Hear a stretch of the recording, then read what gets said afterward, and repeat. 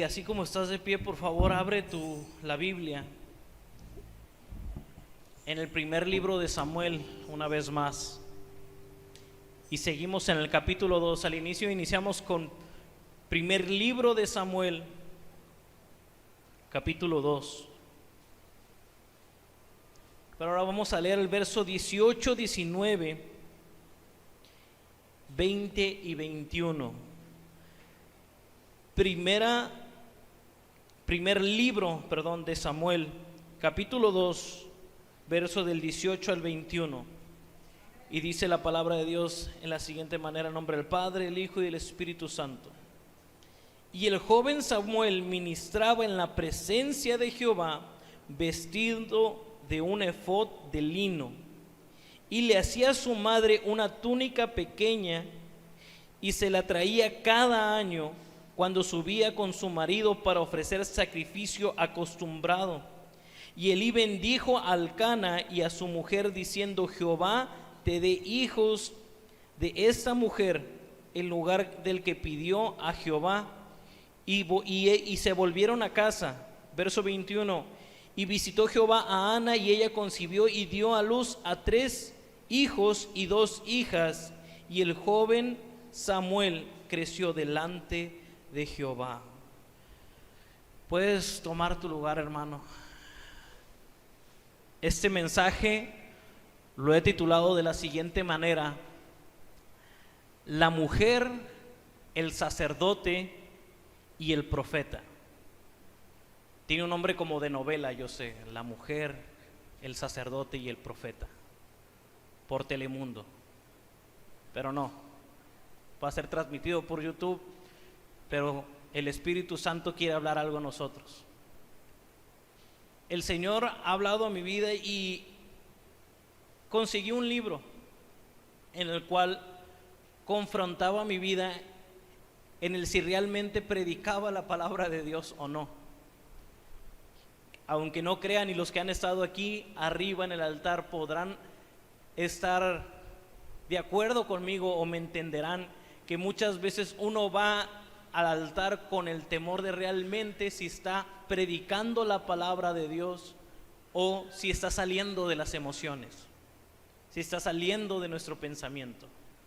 Pero en realidad el Señor habla nuestra vida, y aunque tengo ya un recorrido predicando, es un temor y unos nervios constantes el predicar. Y el escuchar la voz de Dios se vuelve algo importante, pero a veces uno lo quiere convertir en algo monótono y tiene que tener cuidado en eso.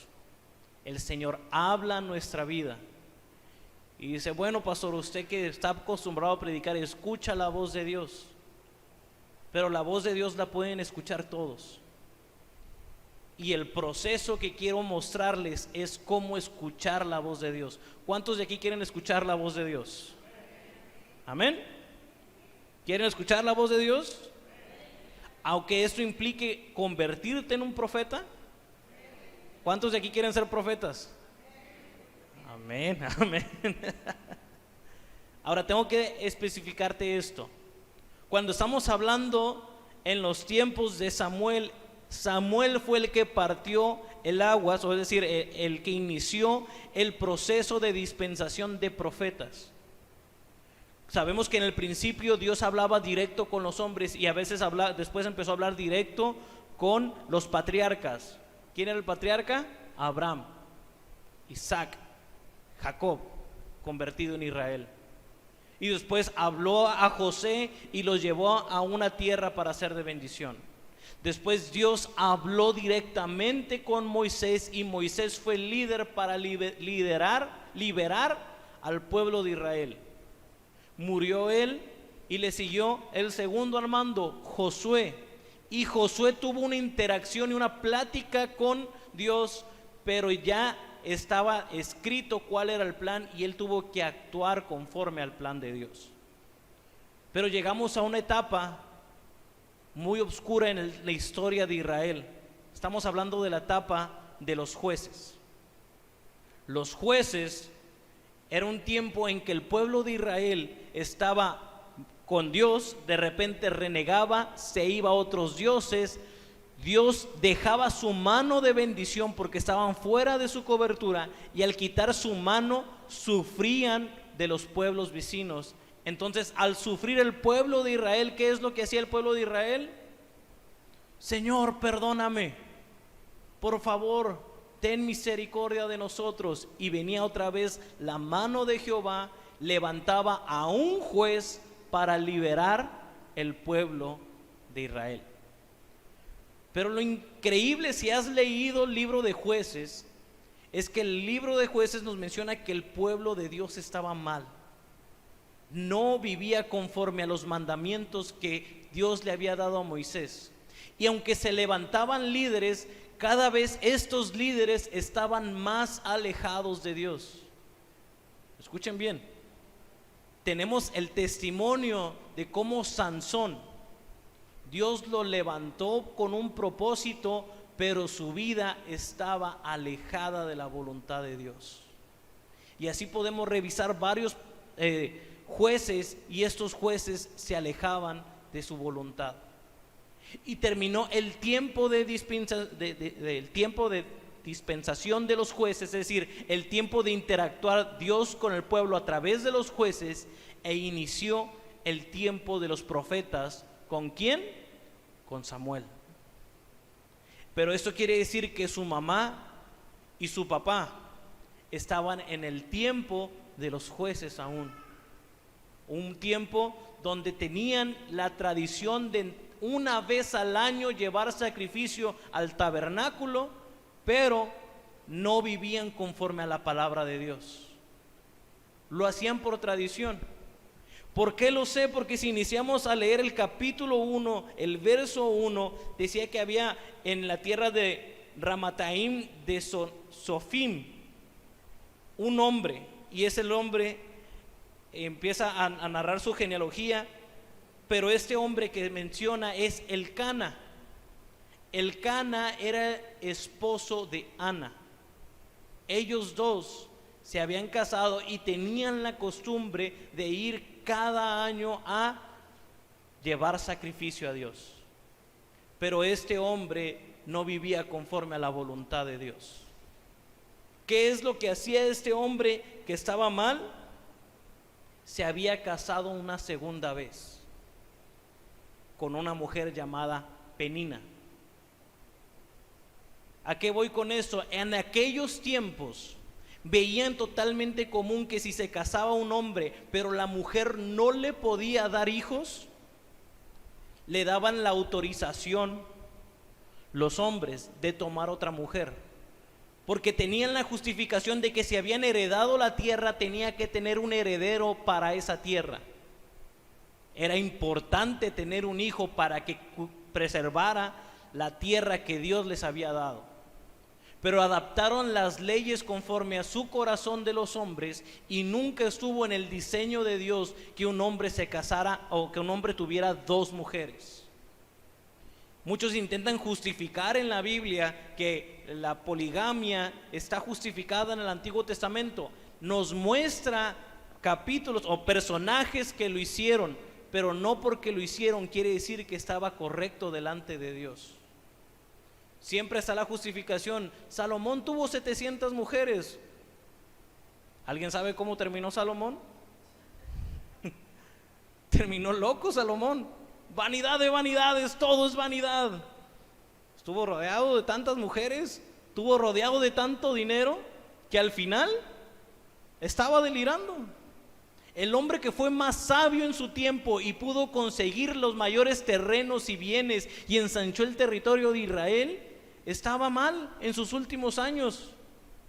Llegó a un punto de demencia por confiar en su sabiduría y no seguir constantemente en Dios.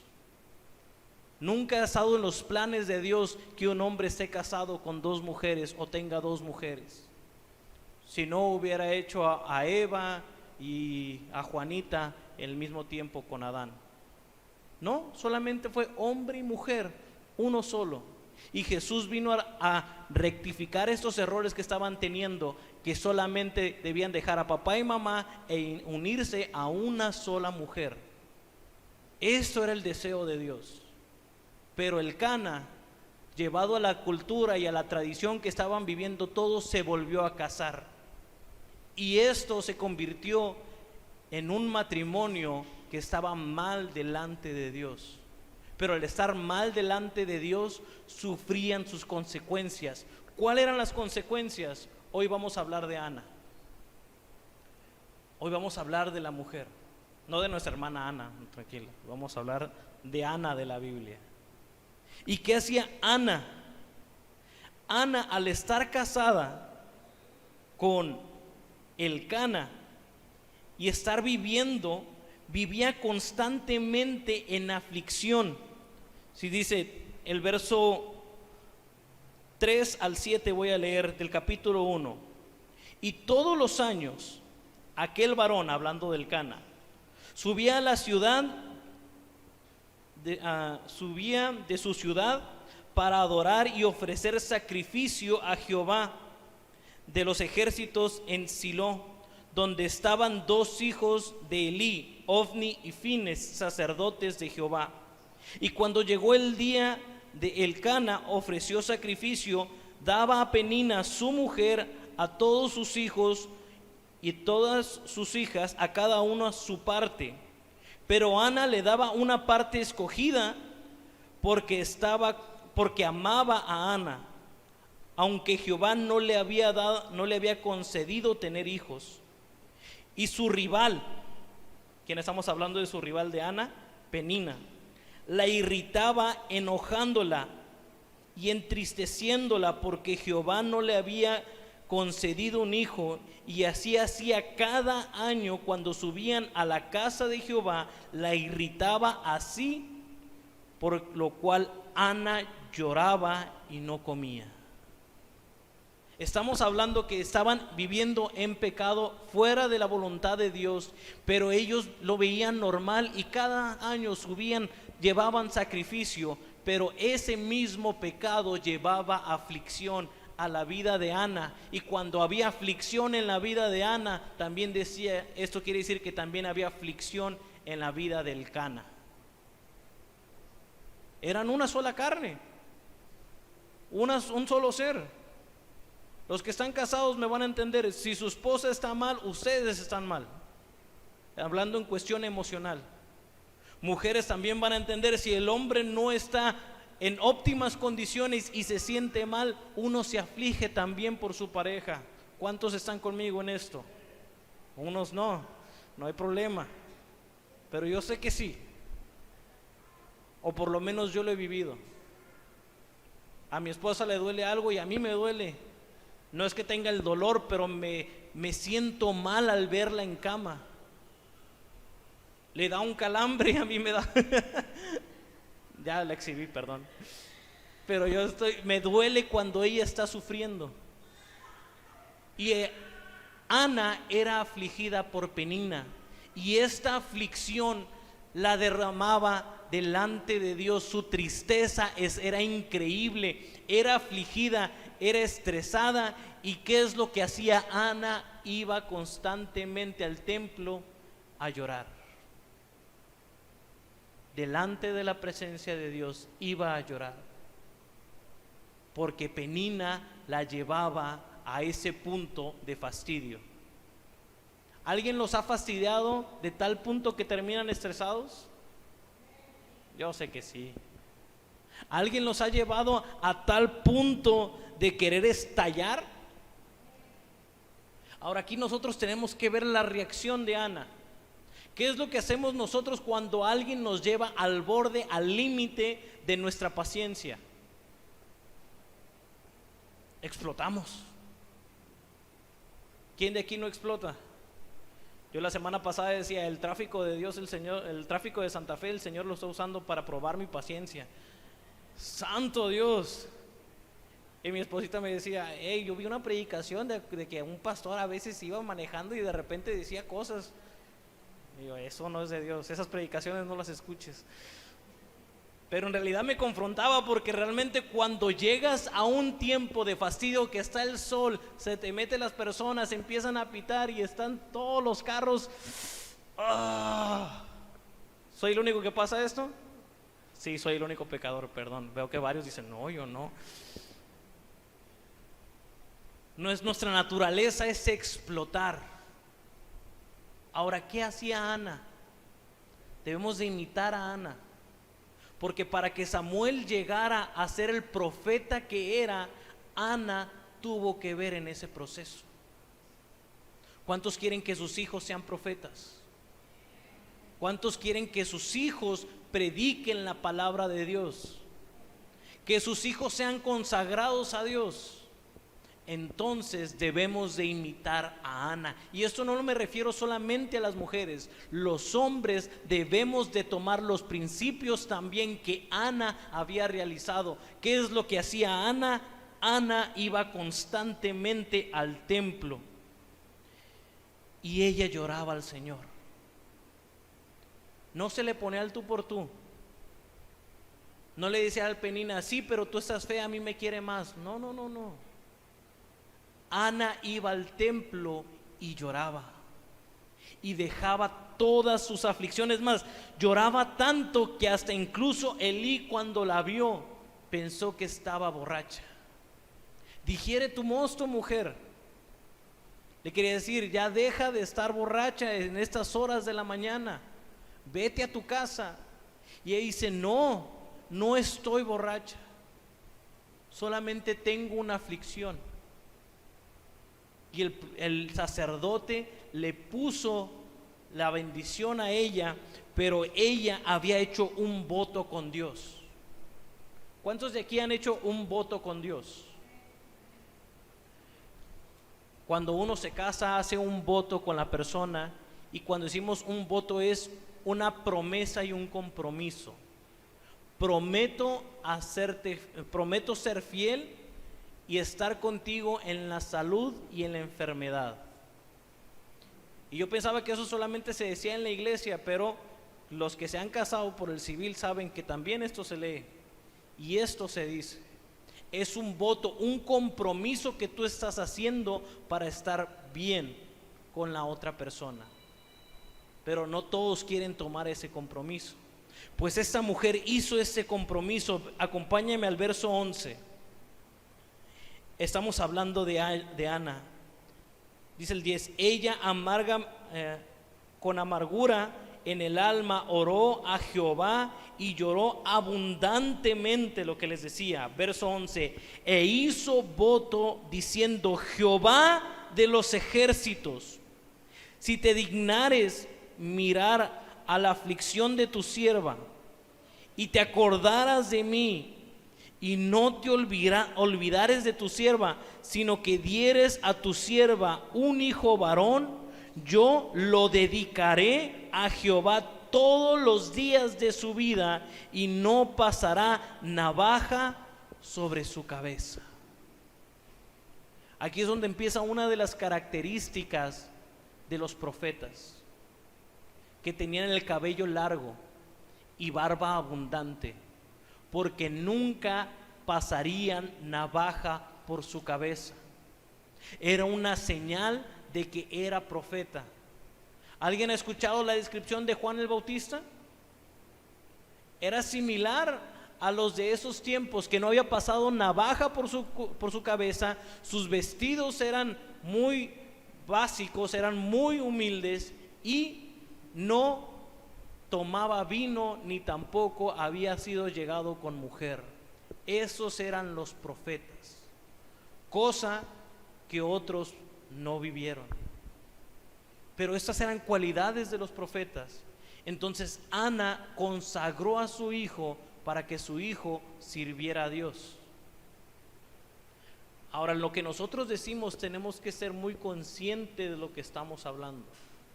De lo que nosotros hacemos un voto, tenemos que ser conscientes y cumplirlo. Porque muchas veces venimos delante de Dios y simplemente decimos palabras. Yo lo he dicho varias veces, aquí entonamos cantos y los cantamos y suenan muy bonitos, pero ¿los vivimos? Ya no vivo yo, Cristo vive en mí. Y en el tráfico, quítate. fíjate cómo vas. Hoy, así gritaba Cristo. Cuidaré mis ojos. Y cerramos nuestros ojos. Y cuidaré mis manos. Y levantamos nuestras manos. Y decimos, cuidaré mi corazón. Y ponemos cara de novela. Y salimos de aquí y hacemos lo opuesto que le dijimos a Dios. Cuidaré mis ojos, y no nos preocupa ver una serie en Netflix donde están desnudos. Cuidaré mis manos, y las manos las usamos para pecar. Vamos fuera de la presencia de Dios. Y cuando dices cuidaré mi corazón, y hacemos cada acción que nuestro corazón se aleja de Dios. Entonces, ¿qué voto estamos haciendo? ¿Lo cantamos de labios para afuera o lo estamos viviendo? Sé que muchos están siendo confrontados, lo sé, el Señor ha venido trabajando esta confrontación con nosotros. Es por eso que yo le digo a Dios, gracias por este proceso de dolor. Porque ahorita veo a muchos que están pasando como Ana en un proceso de dolor. Y en el proceso de dolor es cuando salen las palabras más genuinas. Yo recuerdo cuando tenía 16, 17 años, me estaba alistando para ir a la prepa porque yo iba en la tarde, y de repente a mi mamá se le empieza a subir la presión. Y empieza a sentir que se le estalla la cabeza. Y empieza a tener efectos y se desmaya. Ella estando en el zinc, yo lo único que puedo hacer es alcanzar, ir a correr. Yo nunca me había quedado sola con mi mamá cuando ella tuviera un shock de esos. Y como pude, sostuve a mi mamá, la llevé al piso para que no se golpeara, y solamente se estaba gimiendo, llorando, y sentí que dejaba de respirar. Mi oración más profunda: Señor, sánala por favor. Señor, y en ese momento le pude decir el te amo más sincero a mi mamá. Sentía que la perdía. ¿Quiénes han pasado por un dolor así? Tal vez no es el mismo dolor, pero cuando pasamos por dolor salen las palabras más genuinas. Ahora, esas palabras van a ser impulsadas por el sentimiento o por un compromiso a Dios. Muchos decimos: Señor, si tú haces esto en mi vida, te prometo que me voy a consagrar. Y pasa eso en nuestra vida y no nos consagramos. Señor, si tú cumples tu palabra, yo voy a cumplir la mía. Señor, si tú me das un carro, voy a ir todos los domingos al servicio. Tenemos un carro, vámonos a la playa este domingo. ¿No? Señor, si tú me das una casa, esa casa va a ser un lugar de oración. Tenemos una casa, va a haber carne asada y voy a comprar cervezas, vengan, vamos a celebrar. Señor, si tú me das una esposa, yo voy a hacer lo mejor. Y de repente hacemos lo peor. Hacemos compromisos de votos y no cumplimos nuestra palabra. Ana, confrontada en el dolor, hizo estos votos. ¿Qué es lo que dijo? Señor, no puedo tener hijos, pero si tú me das un hijo, si tú me das de tu gracia, me das de tu favor, si tú me bendices con un hijo, este hijo yo te lo voy a entregar a ti. Yo te voy a entregar este hijo. Y debemos de imitar lo que hizo Ana. Estaba mal delante de Dios porque vivía en pecado, pero ella recurrió a Dios. Muchas veces estamos mal delante de Dios y en lugar de recurrir a Dios para hacer un compromiso y cumplirlo, nos alejamos de Él. Porque dicen: ay, sí es cierto, el pastor tiene razón, hacemos promesas y no las cumplimos. Mejor ya no hago promesas y me alejo de Dios. Es lo peor que puedes hacer. es lo peor que puedes hacer, alejarte de Dios.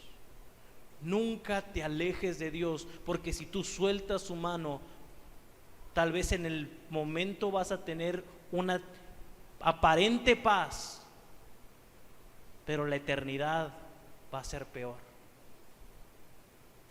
Yo muchas veces le digo, la vida del cristiano no es fácil, pero la promesa que tenemos vale la pena. Y muchos prefieren vivir bien ahorita y pagar después. Yo te digo, es mejor sacrificar nuestra vida para vivir una eternidad con Él. Es mucho mejor una eternidad con Él que 5 minutos de placer en esta tierra. Es mucho mejor. Pero a veces no lo analizamos. ¿Qué es lo que hizo Ana? Cumplió su promesa. Nos vamos al verso 26 del capítulo 1. Y ella dijo, teniendo ya a su hijo, porque ella regresó a su casa, el Señor la bendijo junto con su marido, y al estar ya teniendo su hijo, ella no decidió llevar a su hijo hasta que ya estuviera en edad para quedarse con él. Y ya que su hijo estaba suficientemente grande para quedarse en el templo, en el verso 26 vemos lo que dice: y ella dijo, oh Señor mío, vive tu alma, Señor mío, yo soy aquella mujer que estuvo aquí justo a ti orando a Jehová, porque por este niño oraba, Jehová me dio lo que le pedí. Yo pues le dedico también a Jehová todos los días que viva, será de Jehová, y adoró allí a Jehová. Es decir, ahora que tú me lo has dado, ahora yo voy a cumplir. Y esto es lo que muchas veces fallamos nosotros. Prometemos y no cumplimos. Ana, en su proceso de la alegría que había tenido un hijo, ella lo disfrutó. Ella dijo, Señor, no lo voy a llevar al templo cada año hasta que sea destetado, hasta que tenga la edad suficiente para ser independiente. Estamos hablando un niño de 7, 8 años. Muchos dicen que cuando le habló Jehová a Samuel tenía aproximadamente 12. Otros dicen que ya era más grande. No sé la edad exacta, pero Ana no fue al templo hasta que ya lo pudiera dejar ahí. ¿Y esto qué quiere decir? Ella disfrutó la bendición de Dios, pero cumplió con su palabra. Ella cumplió con llevar a su hijo. Ahora, esto es algo que tenemos que entender. Muchas veces cuando decimos cumplió su palabra es, Señor, te traigo a mi hijo y aquí está. Tú encárgate de él.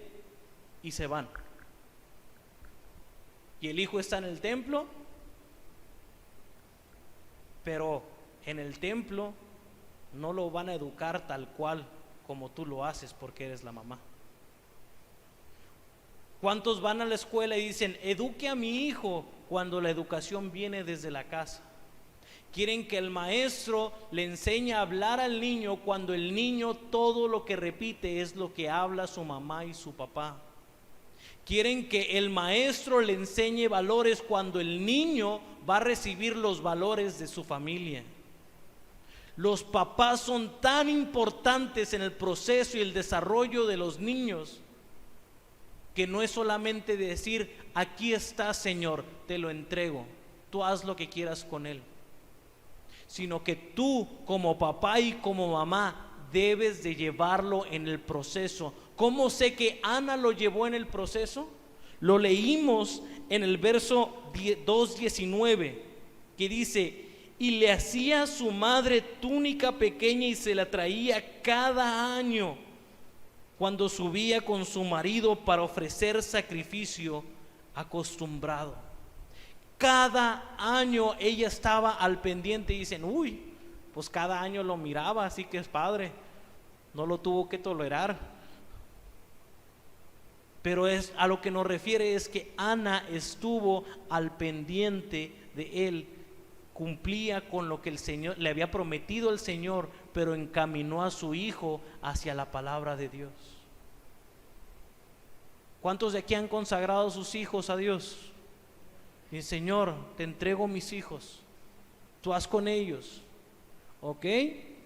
No es solamente decirlo, es vivir para el Señor, para que tus hijos vean cómo se vive para Dios.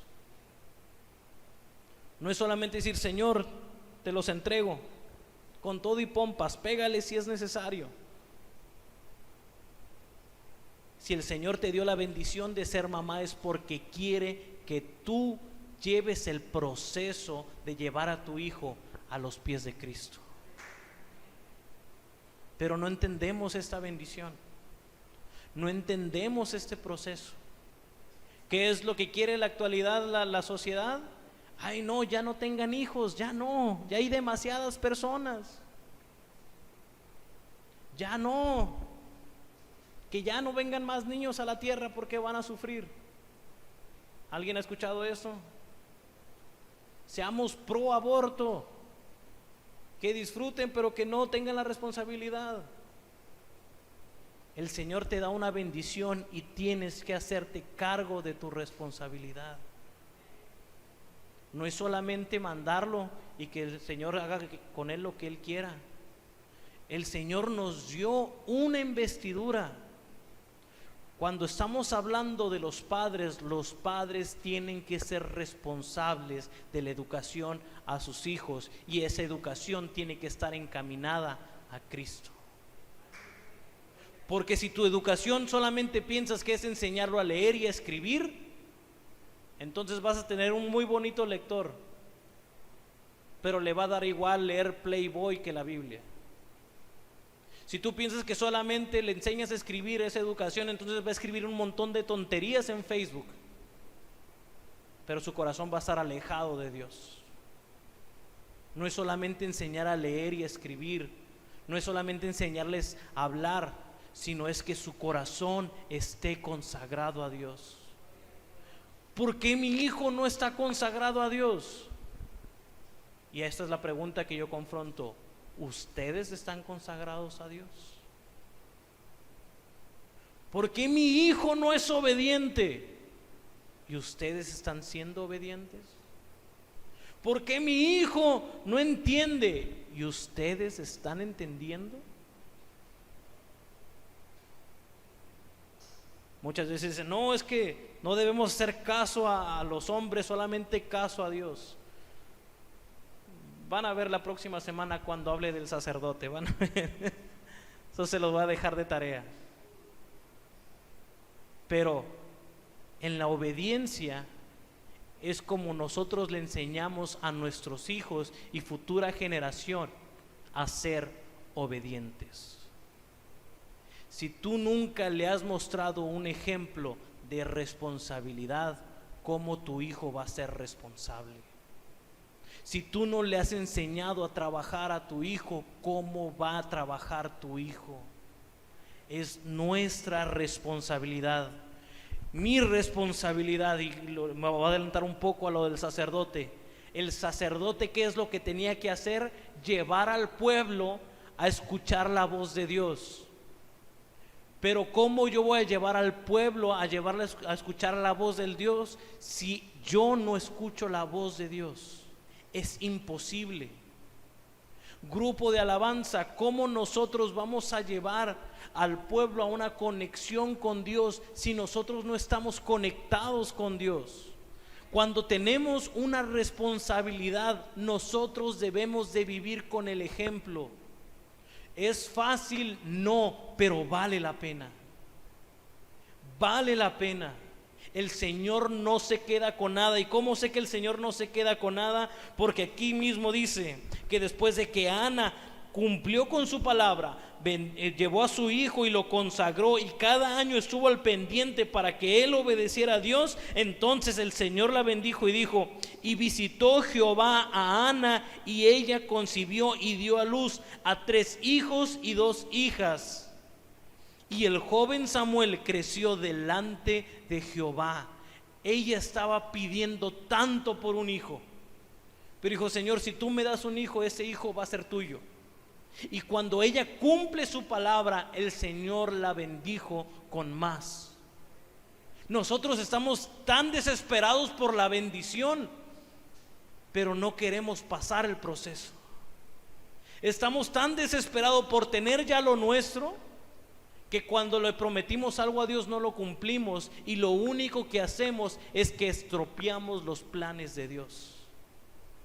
El Señor quería darnos algo, pero por nuestra avaricia, por nuestro mal entendimiento, por nuestro egoísmo, nosotros nos alejamos de Dios. Y al alejarnos de Dios, las consecuencias son peores. A esto voy, pueblo. Debemos de ser un ejemplo para los demás. Debemos de ser un ejemplo para los que no tienen a Cristo. Porque si nosotros no aprendemos a alabar a Dios en medio del proceso, entonces ¿qué esperanza le vamos a llevar a aquellos que no tienen a Cristo? Si nosotros no le enseñamos a la siguiente generación a adorar a Dios, no esperemos que la siguiente generación sea un testimonio vivo para los demás. Es nuestra responsabilidad. Yo esta carga, el Señor me la ha puesto. Y es algo que digo, Señor, yo oré por esto y yo me aferro a tu promesa. Cuando yo era joven y estaba en ese campamento, y yo le estaba renegando al Señor por todas las cosas que yo vi mal en la iglesia, de repente un predicador voltea y dice: tú, el joven de ahí, el Señor está escuchando tu oración. Y ahí yo como me identifico con Ana, digo, yo no estaba orando, yo le estaba reclamando a Dios. Esa era la actitud que tenía Ana antes. Pero el Señor contesta la oración y dice: el Señor te va a usar a ti para arreglar todas las cosas. Y yo dije, amén, yo recibo. Voy a ir a mi iglesia local y voy a corregir todas las cosas. Pastor, dame el micrófono que voy a regañar a todos. Ahora sí viene mi tiempo. El Señor me avergonzó porque es un proceso. No es la comida Maruchan que queremos todo ya. Es un proceso con Dios. ¿Cuántos están dispuestos a vivir ese proceso? En ese proceso yo entendí que yo tenía que ser un ejemplo. En ese proceso yo me quise alejar de Dios, pero el Señor jaló mis orejas y dice: tenemos un pacto tú y yo. Tenemos un acuerdo tú y yo. Y justo cuando yo me quería alejar de Dios, el Señor me trajo a este lugar. Señor, si voy a estar aquí, entonces dime qué tengo que hacer. Ok, ponte a servir. Yo pude haber llegado y decir: yo quiero llegar a ser pastor. Llegando no pude haber sido pastor. Todos me conocen cómo llegué. Llegué inmaduro. Llegué sin paciencia. Si en cuanto llegué a esta iglesia yo hubiera sido pastor, créanme, hubiera corrido a todos. Porque ese era mi corazón y el Señor moldeó mi corazón y me llevó a un proceso: amar a Dios y amarlos a todos. Esa promesa que tú le has dado a Dios, el Señor no se olvida. Pero esa promesa no es solamente decir: Señor, en cuanto me den trabajo yo voy a traer mis diezmos. Te dan el trabajo y tú traes el primer diezmo y el resto del dinero es mío. Yo no te estoy pidiendo el dinero, es tu obediencia con Dios. Yo no te estoy pidiendo que vengas aquí a poner una cantidad, es tu corazón frente a Dios. Y de repente tú le prometes algo y esa promesa ya no la hiciste conmigo, esa promesa ¿con quién la hiciste? Con Dios. Y más te vale cumplir con Él. Seamos como Ana. Seamos como Ana, que en el dolor buscó a Dios. Seamos como Ana, que cuando se le cumplió su promesa, ella cumplió con su parte. Seamos como Ana, que cuando ella ya tenía todo, y no lo tenía, ella adoraba a Dios. Porque solamente queremos adorar a Dios cuando todo está bien, y cuando no está bien nos alejamos de Él. Ese no es el pacto que hiciste con Dios. Ese no es el pacto que hiciste con Dios. Le voy a pedir al grupo de alabanza que me acompañe. Y quiero decirte un poco del corazón de Ana. Lo leímos al principio, pero ese es lo que Ana tenía en su corazón. En el capítulo 2, cuando ya Dios le había bendecido con un hijo, cuando Dios había cumplido su parte y ahora a ella le tocaba entregar su hijo, esta es la oración que ella hizo. Muchas veces te cuesta cumplir con tu parte, pero ella, cuando cumplió con su parte, ella hizo una oración. Y esa oración me impacta, que dice así en el capítulo 2: Ana oró y dijo: mi corazón se regocija en Jehová, mi poder se exalta en Jehová, mi boca se ensanchó sobre mis enemigos, por cuanto me alegro en tu salvación. No hay santo como Jehová, porque no hay ninguno fuera de ti, no hay un refugio como Dios nuestro. No multipliques palabras de grandeza y altanería. Cesen las palabras arrogantes de vuestro corazón, porque el Dios de todo saber es Jehová, y Él toca el pesar de las acciones. Los arcos de los fuertes fueron quebrantados, los débiles se ciñeron de poder, los saciados se alquilaron por pan, los hambrientos dejaron de tener hambre, hasta que el estéril ha dado a luz 7, y la que tenía muchos hijos languidez. Jehová mata y Él da vida, Él hace descender al Seol y hace subir. Jehová empobrece y Él enriquece, abate y enaltece. Él levanta del polvo al pobre y del muladar exalta al menospreciado, para hacerle sentarse con príncipes y endereza sitio de honor, porque Jehová son las columnas de la tierra y Él afirmó sobre ella el mundo. Él guarda los pies de sus santos, mas los impíos perecen en tinieblas, porque nadie será fuerte por su propia fuerza. Escucha, nadie será fuerte por su propia fuerza delante de Jehová. Será quebrantado sus adversarios, y sobre ellos tronará desde el cielo. Jehová juzgará los confines de la tierra, dará poder a su rey y exaltará al poder de su ungido. Él dice: Él dará a su rey y exaltará al poder de su ungido. Él dará poder a su rey y exaltará el poder de su ungido.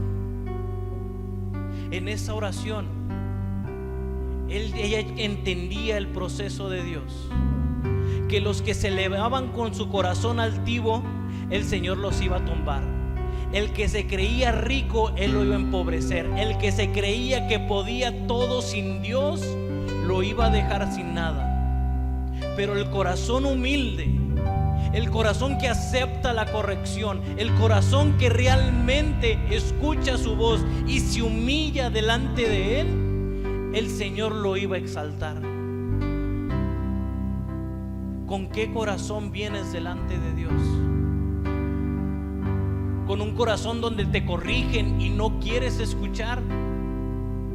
¿O un corazón donde dices: Señor, perdóname porque he fallado y hago estos votos de humildad, donde quiero escuchar tu voz? ¿Cuántos quieren escuchar la voz de Dios? Entonces ponte de pie, iglesia. Para escuchar la voz de Dios es clave el corazón. Ana tenía ese corazón, un corazón humilde, un corazón constricto, un corazón humillado. Si eres de las personas que te corrigen y no escuchas, en tu corazón hay orgullo. Si eres una persona que escucha la crítica y en lugar de corregir, criticas de vuelta, hace falta humildad en el corazón. Si el Señor te habla, pero tú crees que no necesitas a Dios, hay orgullo y vanidad en tu corazón y no podrás escuchar la voz de Dios. Clave para escuchar la voz de Dios, clave para ser profeta, clave para poder escudriñar el corazón de Dios, es que tu corazón sea humilde. Si tu corazón no es humilde, no podrás estar cerca de Dios. Escucha bien, si tu corazón no es humilde, no podrás estar cerca de Dios. No saben cuántas lágrimas he derramado y cuántos corajes me he tragado. Cuántas palabras dije, Señor, sé qué contestarle a esa persona.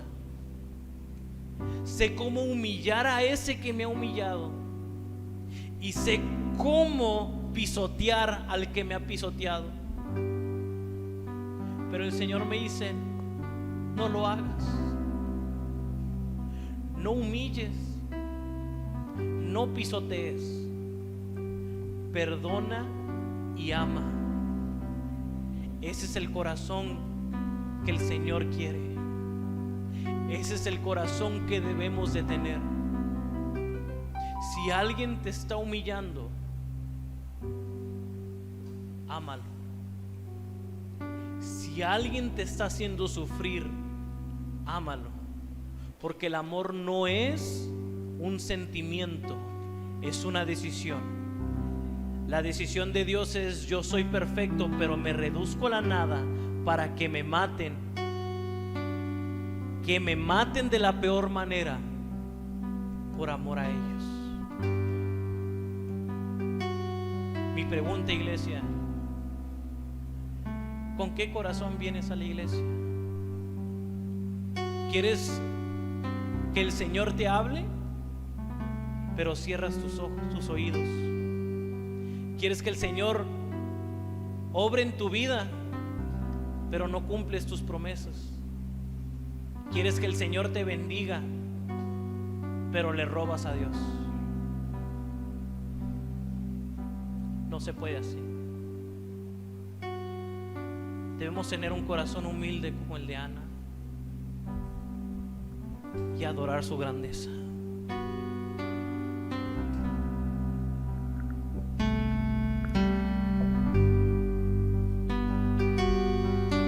Levanten las manos. ¿Cuántos aquí tienen dolor en su corazón en este momento? Levanten sus manos. ¿Quiénes aquí han sido insultados esta mañana? Levanten su mano. ¿Quiénes aquí quieren más beneficios, pero no los tienen? No los tienes porque el Señor te está hablando. Humíllate delante de Dios. Un consejo: ¿cómo te humillas delante de Dios? Reconoce su grandeza. Y cuando tú reconoces su grandeza, entiendes qué tan pequeño eres tú. Cuando tú reconoces su poder, entiendes qué pequeño eres tú. Cuando tú reconoces que Él es un Dios grande, entiendes qué diminuto eres. Humíllate delante de Dios.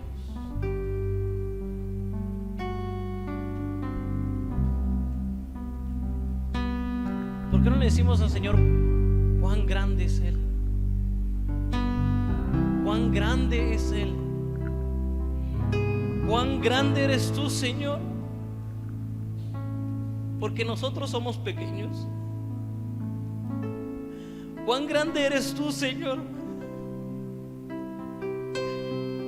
que eres tan perfecto, y cuando nos vemos a nosotros vemos tanta imperfección.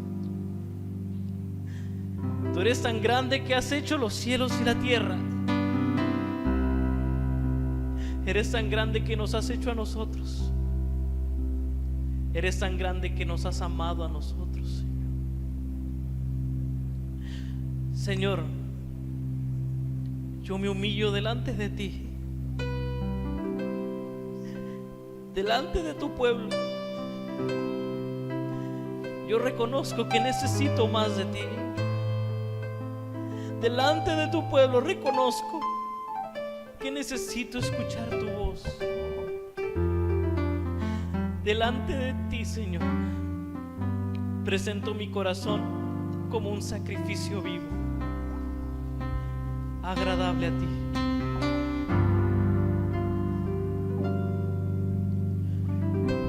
Señor, eres grande, eres increíble, eres poderoso, eres temible en batalla. Eres grande, Señor.